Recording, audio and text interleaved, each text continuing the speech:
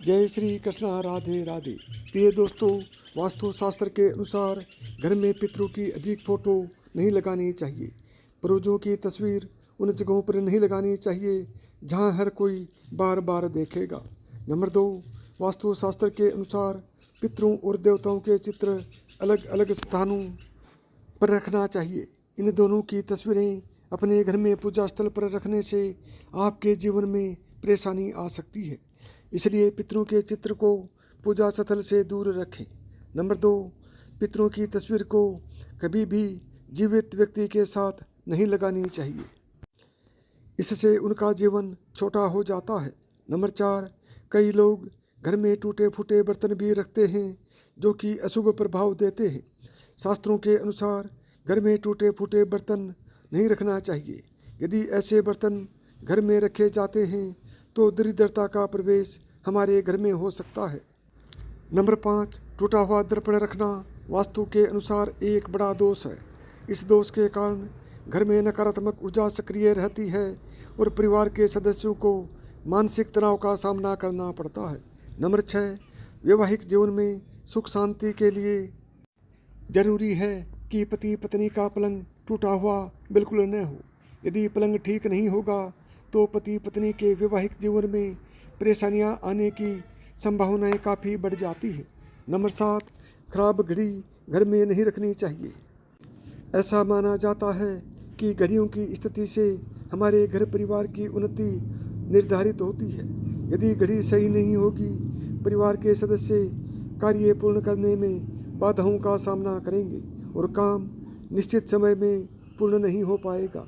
Number 8, यदि घर में कोई टूटी हुई तस्वीर हो तो उसे भी घर से हटा देना चाहिए।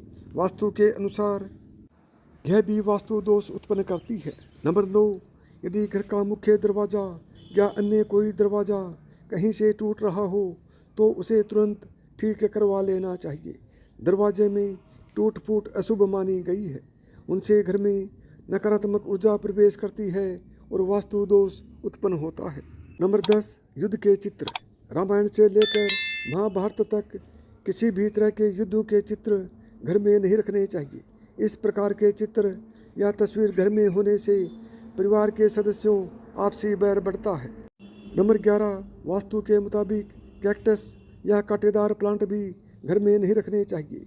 गुलाब को छोड़कर दूसरे सभी कांटेदार पौधों को घर से बाहर रखना चाहिए। बहता हुआ नल भी धन को बहा देता है।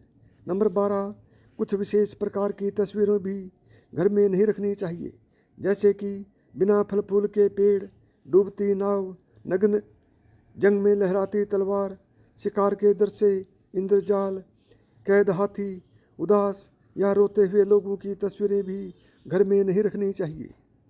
नंबर 3, पुराणों के अनुसार घर में कभी भी 6 इंच से बड़ी प्रतिमा नहीं रखनी चाहिए।